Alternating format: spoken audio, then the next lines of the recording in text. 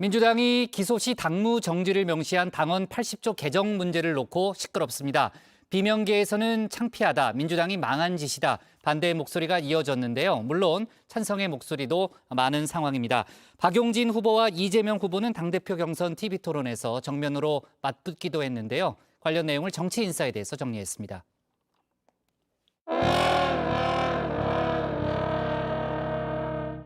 저는 정말 좀 창피합니다. 당헌 80조 개정 논란, 조홍천 의원이 한마디로 창피하다 쓴소리를 냈습니다. 당헌 80조는 부정부패 척결, 민주당의 혁신 의지를 담아 마련한 당헌이었죠. 실제 이제 부정부패 등 중대한 잘못, 이것이 이제 포함됐습니다. 조 의원은 이제와 당헌을 개정하자는 건 민심에 반하는 일이고 내로남불 계보를 하나 더 잇는 것이다. 나를 세웠습니다. 오얏나무 밑에서 각근을 고쳐매선 안 된다는 겁니다. 오얏나무 밑에서 각근에 손을 대려는 사람, 이른바 사법 리스크 논란에 휩싸인 이재명 후보죠. 이 후보는 앞서 야당 침탈 통로가 될 수 있다며 개정의 필요성을 강조했는데요. 이에 대해서도 조 의원은 무슨 소리냐, 다름 아닌 야당 때 만들어진 당헌이다 직격을 했습니다.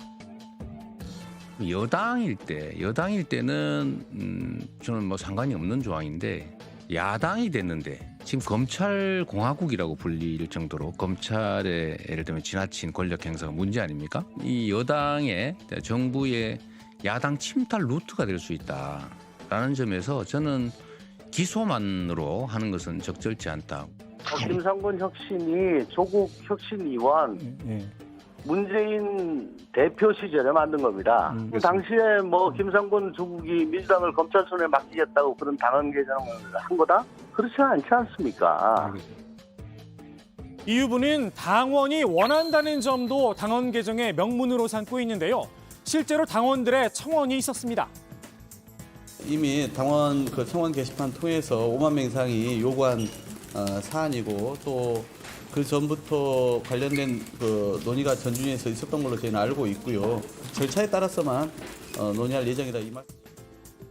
당내에선 당심이 늘 옳은 건 아니라는 비판의 목소리도 나왔는데요. 그 민주당이 망한 짓거리 두 개 큰 거 있잖아요. 천벌받을 짓 한 거, 위성정당 만든 거 하고 이거 보궐선거 당원 고친 거. 그거 전부 당원들 압도적인 지지를 받아서 된 거예요. 대선과 지선 패배의 시작점이었다는 평가를 받고 있죠. 당심을 앞세워 억지로 당원을 개정해 후보를 내세웠던 서울시장 보궐선거. 그때와 상황이 똑같다는 겁니다.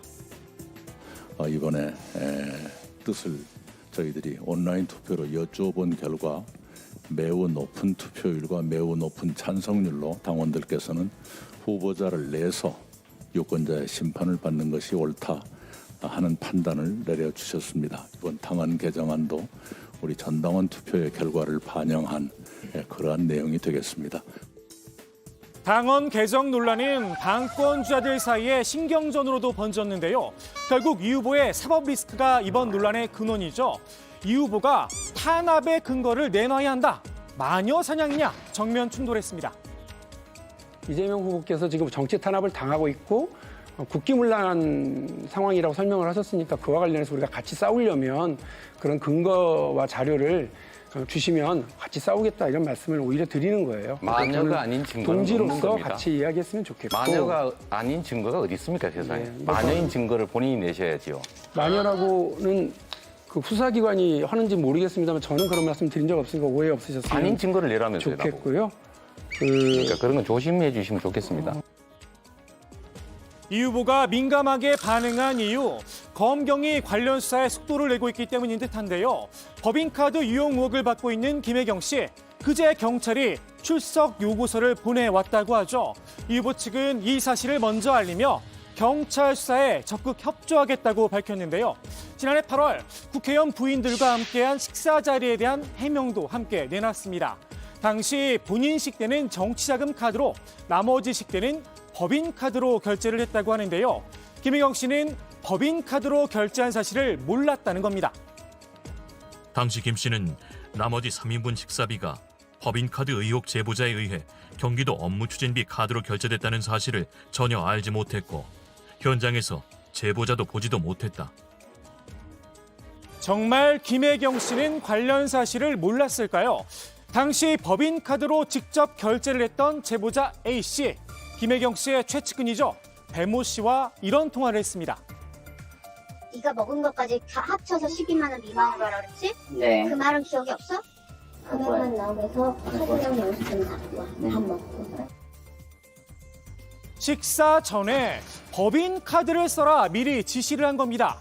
여기에 인원수와 메뉴를 숨긴 꼼꼼한 영수증 처리도 눈에 띕니다. 이 후보 측은 당시 대선 캠프에서 식사 접대에 대한 명확한 방침을 세웠었다 강조를 했는데요. 이재명 경선 후보자 캠프는 기부 행위 등 위법 논란을 피하기 위해 후보자나 배우자가 타인과 식사를 함께할 경우 대접하지도 대접받지도 않는다는 명확한 방침을 가지고 있었다. 정작 해당 모임에서 자비도 아닌 법인카드, 국민 세금으로 대접을 한 셈입니다. 경찰은 정치자금법 위반과 선거법 위반 혐의를 적용할지 검토 중이라고 하는데요. 경찰의 법인카드 수사, 민주당에선 정부 여당과 형평성이 맞지 않다는 지적도 있죠. 원희룡 장관의 오마카세 문제가 그 인사청문회 당시에도 굉장히 문제 제기가 됐었죠. 예. 근데 여기에 대해서는 그 어떠한 조치도 저는 보이지 않거든요. 원희룡 국토부 장관의 오마카세 의혹, 저도 전해드린 적이 있는데요. 점심은 1인당 7만 5천 원, 저녁은 16만 원에 이르는 오마카세, 그러니까 일종의 코스 요리를 1인당 3만 원 이하로 결제를 했다는 겁니다. 도지사 할인이라도 받은 걸까요? 4인 룸에서 18명이 간담회를 했다는 기록도 있다고 하는데요. 서서갈비처럼 서서 오마카세를 먹은 건가 싶기도 합니다. 제주경찰은 뭐하고 있나 싶습니다. 문득 원 장관이 김혜경 씨의 법인카드 사용을 꼬집었던 이 말도 떠오르네요. 만약에 지금 경기도 지사같이 했으면요. 예. 저는 벌써 저 국립대학 여러 번 왔다 갔다 했을 겁니다. 국립대학이라면은 법무부.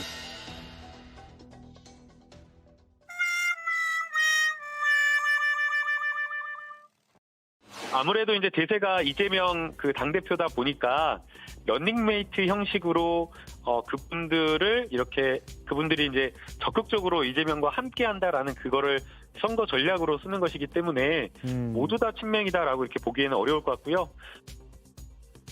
민주당 최고위원 경선, 현재 당선권의 비명계는 고민정 후보가 유일하다는 말이 나오고 있죠. 당 지도부가 사실상 친명 일색이 될 수 있다는 우려 섞인 목소리가 나오는데요. 당대표도 최고위원도 서로의 건강한 균형을 맞출 수 있어야 되기 때문에 진영을 다하는 게 아니라 선출을 하는 것이거든요. 예. 그래서 조금은 다른 결의 목소리를 오히려 내려는 노력들을 보였어야 되는 게 아닌가 하는. 친명 중에도 친명, 찐명으로 통하죠. 김남국 의원도 이런 비판이 조금 부담이 됐나 봅니다. 친명으로 분류된 후보들 전부 다 친명이라고 볼 수는 없다. 친명 감별사로 나섰습니다. 김 의원이 인정한 진짜 친명, 박찬대 서영교 후보입니다. 지난 대선 과정에서 박 후보는 대변인, 서 후보는 상황실장 역할을 맡았었다는 겁니다. 반면 정청래, 장경태 후보는 친명까지는 아니다 선을 그었습니다. 정청래 의원님은 어떤 계파를 형성해서 정치를 하시는 분이 아니고 우리 국민과 가깝게 소통하면서 아주 개혁적인 어떤 그런 성향을 가지고 계시는 분이신데요. 이제 아무래도 여러 가지 가치적인 측면, 정치 노선적인 측면에서 이재명 의원과 가깝다라고 이렇게 봐야 될 거고요. 그다음에 이제 장경태 의원도 그런 차원에서 정치 색깔이 같은 것이지 어떤 계파를 형성해서 친명이다라고 이렇게 보기에는 어려울 것 같습니다. 이재명 후보를 위해 당대표 출마까지 포기했다는 정청래 후보, 조금 섭섭할 수도 있을 듯합니다. 정청래가 살아온 정치적 삶이 선당우사 백의정군 아니었는가. 그렇다면 나의 역할을 할 수 있는 포지션이 무엇일까. 또 당원가지들을 만났을 때 저보다는 이재명을 더 당대표로 원하더라고요. 다만 정 후보는 현재 득표율 1위를 달리고 있죠. 끝까지 가봐야 알겠지만 지금으로선 당선 안정권인데요. 김남국 의원이 친명이라고 인증한 서영교 후보는 아슬아슬하게 5위입니다. 비명계인 윤영찬 후보와 자리를 바꿀 수 있는 상황인데요. 김 의원의 친명 감별, 서 후보를 밀어주기 위한 큰 그림이 아닌가 싶기도 합니다.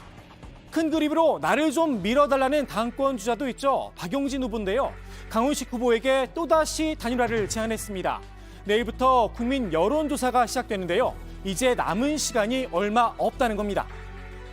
당 변화의 에너지가 모이고 있다라고 하는 것을 보여드리는 게 필요하다고 생각을 합니다.